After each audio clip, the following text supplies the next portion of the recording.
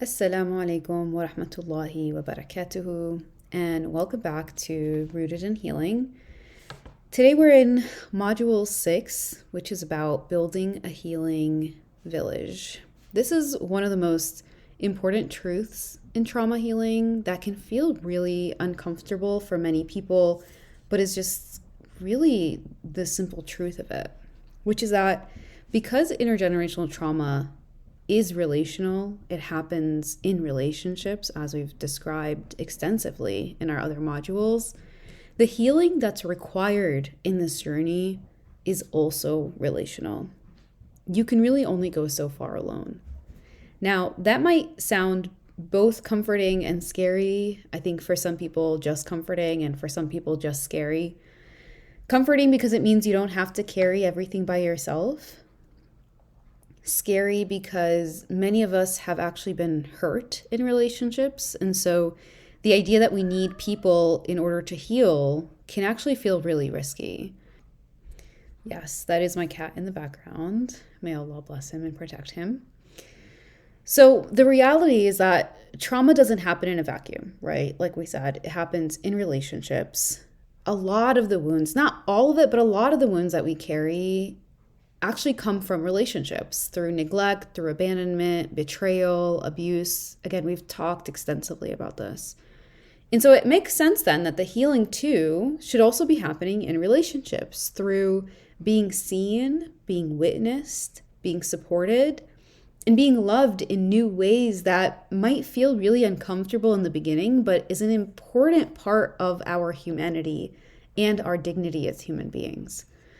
And so in this episode, we'll talk about why isolation keeps us stuck, the role of relationships in trauma healing, how to identify healthy connections, and the role of faith and mentorship in community in building a more secure foundation for yourself. So let's begin here. There's a portion of healing that you will certainly need to do alone, but there's also a portion of healing that requires other people, individuals and community.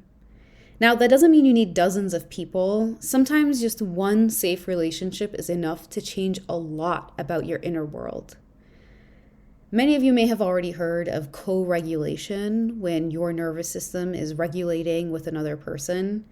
This is part of our basic human needs and part of the basic internal structures that develop when we're first born. We're reaching out, we're thinking about our parents, even as infants. It's so important. Again, talked about this before, but to reiterate, where do we end and where does the other person begin?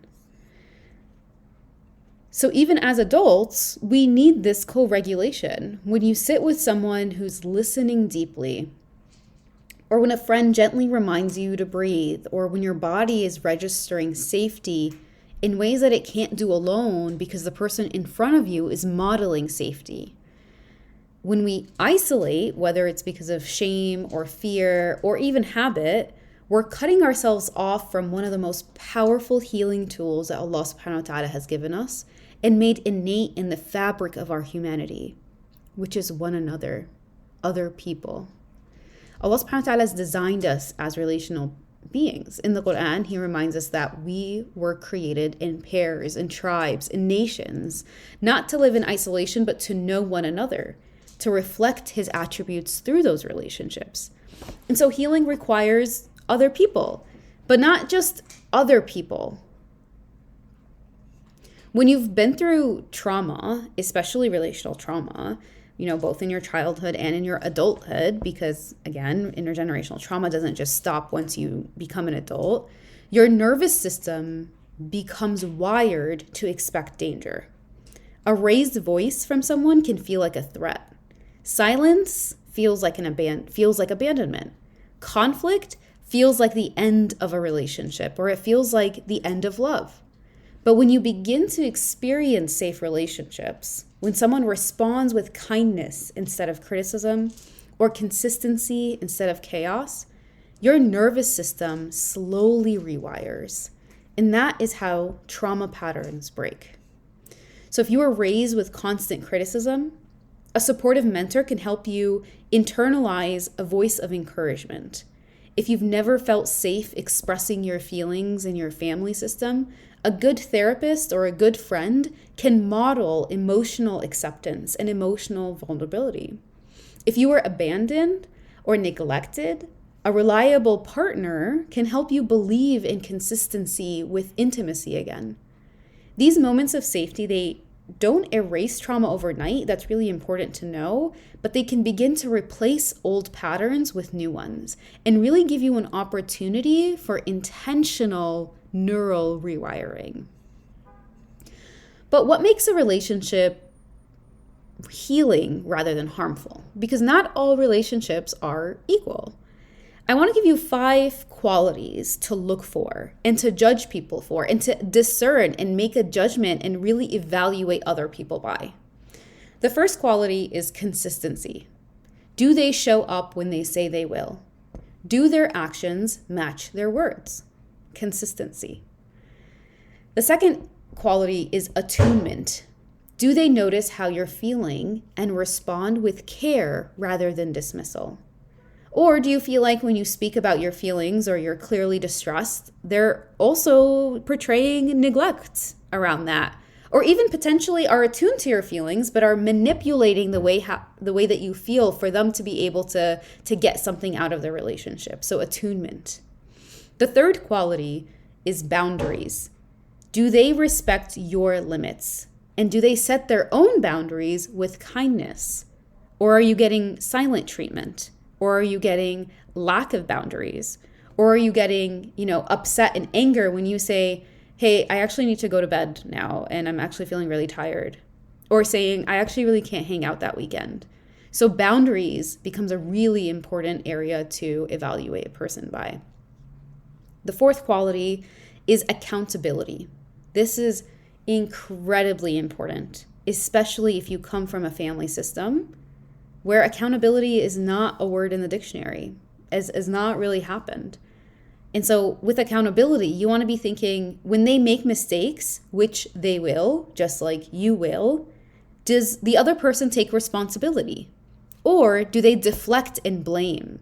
Or is it never their fault when clearly something that they did may have hurt your feelings? Or you can witness this if they take accountability with other people as well. It doesn't even have to be with you. When you hear them talking about an interaction with another friend or another person or a stranger or somebody in their life that they have responsibility over, are they able to take responsibility and take accountability for the ways that they may have contributed to harm that was taken place? And the fifth quality is encouragement. Do you feel lighter, calmer, more hopeful after being with them? Or do you feel drained, anxious, or small? And with this encouragement piece, this is where attuning to your own feelings and your own body and your own reactions, centering yourself, becomes really important. Now, I want to repeat these qualities actually, because I think it's important also to take accountability for yourself. Are these qualities that you are able to uphold within a relationship? The first one is consistency. Do you show up when you say you will? Do your actions match your words? Attunement. Are you noticing how other people are feeling? Are you responding with care rather than dismissal?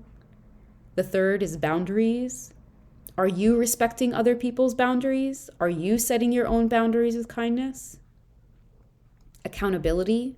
When you make a mistake, when harm is done, do you take responsibility or do you deflect and blame? Encouragement. Are you the type of person to make other people feel lighter, calmer, and more hopeful? I really want you to think about these qualities. And for some people, it really is the case that actually you are doing all of these things. And so I want you to consider that you deserve these qualities as well in a relationship. The reality, though, and this is super important to remember, is that no relationship is perfect, right? No one is perfect. But healing relationships are the ones where rupture is followed by repair. When a rupture in the relationship is followed by an attempt to repair that relationship, where harm is acknowledged and the effort is made to do better. on your end and on the other person's end. So again, just because I think these qualities are really important, I'm going to repeat them. Consistency, attunement, boundaries, accountability, encouragement. Okay, so far I've been talking about individual relationships, but it's also important to talk about community, because sometimes it's about the one person that you're sitting in front of. And then sometimes it's just about sitting within a gathering, sitting within a group of people, and just taking up space in that group of people without it being this level of one-on-one intimacy. So in Islam, we're reminded again and again that we are an ummah, that we are a collective. You know, the Prophet ﷺ told us that the believers are like one body. If one part of it is in pain, then the whole body feels it. That means then that our healing is also interconnected. And community can look like a lot of things. It can look like, you being in school and sitting in a classroom with other people who are motivated in the same way. It can look like a support group where you process your trauma with people who can understand or who are also working on themselves. It can be a spiritual community if you go to a halaqah, if you go to Jum'ah, that reminds you of Allah's mercy when you forget. Faith itself is relational too. Our connection with Allah subhanahu wa ta'ala is a relationship. The most secure and unconditional one that we will ever have. Now, it's important here to just take a moment and say that for many people, this relationship with Allah subhanahu wa ta'ala has been manipulated and been even used as a way to force people into situations and feelings within interpersonal human relationships in very inappropriate ways. Religious trauma, spiritual abuse is very real in our community. And so really kind of consider, what are the ways that you want to rewire or reconnect with Allah subhanahu wa ta'ala's mercy, knowing that regardless of what humans have told you, regardless of what your interactions and what your knowledge of Allah subhanahu wa ta'ala through humans has been, that your relationship with Allah is unconditional. When you turn to Allah subhanahu wa ta'ala in dua, you are not alone. When you sit in sujood, you are in direct contact with the one who knows your wounds better than you do. And when you remember that Allah is al-wali, the protecting friend, you begin to experience the most profound attachment repair possible. There's a lot of work to do here around this spiritual healing in your relationship with Allah subhanahu wa ta'ala.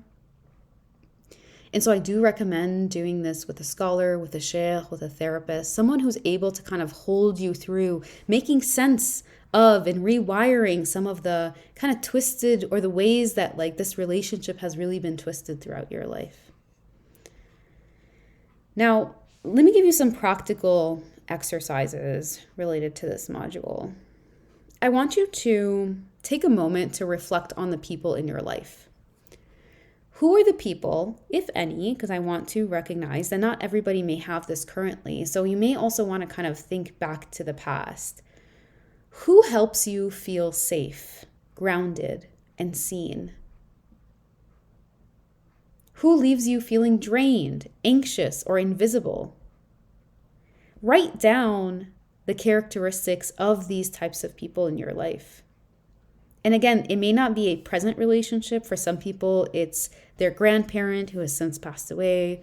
For some people, you can think of a teacher when you were in grade school who really made you feel seen and safe.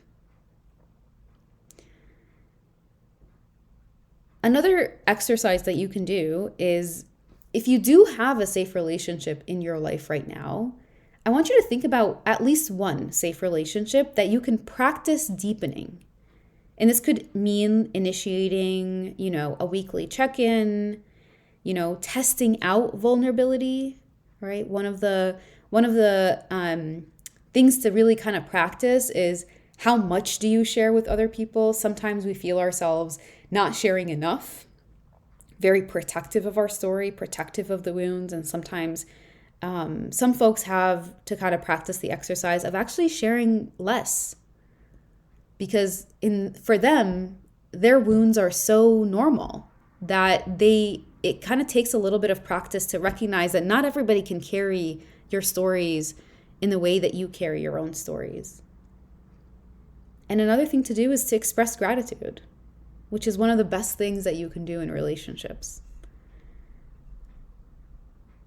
I want to remind you that if you don't have many safe relationships, that's completely okay. Healing, it's about quality of a relationship, not the quantity. It's not about how many people.